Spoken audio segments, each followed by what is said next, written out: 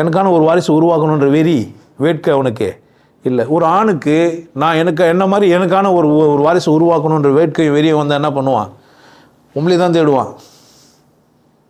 இப்போ வாரிசெல்லாம் மேட்ரா, ஐயோ போப்பா எனக்கு தேவையில்லைன்றான். ஏன்? கூடவே சாப்பாடு இல்லை, இயலாமையும் கூட இருக்குது.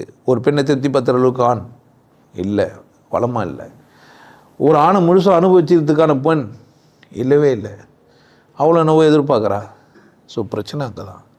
அப்போ பால் உணர்வில் கோளாறு, அன்பில் கோளாறு, இனக்கவர்ச்சியை சார்ந்த எல்லா படங்களும் காட்சிகளும் மனுஷனை என்ன வாக்கிச்சு? அவசர தேவை, இழுகளுக்கு தூண்டுற மாதிரியான காம உணர்வுகள், குழந்தையிலேயே வேறு மாதிரியான அனுபவம். அப்போ எனக்கு என்ன வருது? இந்த உலகமே அபித்தான் பொழுது, அசிங்கமாக தான் இருக்கும் பொழுது, அப்படி தான் பொழுது வாழ்ந்தாவனம் பொழுதுன்ற மாதிரி ஆகிட்டான். 2 பேரும் சேர்த்து விட்டு காதலிக்கிறான். இன்னொருத்தன் பொண்டாட்டினே தெரிஞ்சு தான் காதலிக்கிறான். கல்யாணம் சேர்ந்து சந்தோஷமாக தான் வாழ்ந்துக்கிறான். அவளை கூட கட்டுப்படுத்துகிறான், நீ இன்னும் ராமலா கூட பேசக்கூடாதுன்ட்டு. நீயே யார் தான்? நீயே யார் தான்? சும்மா வெத்து வந்து சேர்ந்துக்கிறேன். ஆனால் என்னென்ன பண்ணுகிறேன்? நீ என்ன கட்டுப்படுத்துற?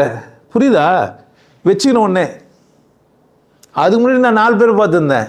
இவன் வந்தவொடனே இன்னொருத்தனை பார்க்கக்கூடாதுன்றான். நீ பயில்வான் பக்கரியாக இருந்தால் கூட எனக்கு என்ன வேணும்? முறுக்கு நல்லா இருந்தால் கூட எனக்கு என்ன வேணும்?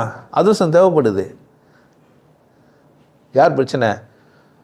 அப்போ முறுக்கும் அதிர்ஷ்டம்லாம் இங்கே எல்லா மாதிரியான வெரைட்டிஸும் இந்த உலகத்தில் இருக்கிறதுனால வாழ்க்கையில் எல்லாத்தையும் அனுபவித்து பார்க்கணுன்ற வேட்கை மனிதனுக்கு அதிகமாகிடுச்சு. ஏன்னா இந்த பூமி என்ன பண்ணுதுன்னா கடைசி கட்டத்துக்கு வந்துச்சு. அதனால் எல்லா மனிதனும் என்ன தான் நினைப்பான்னா எல்லாத்தையும் அனுபவித்து முடிச்சிடணும்னு நினைப்பான் அவசரமாக.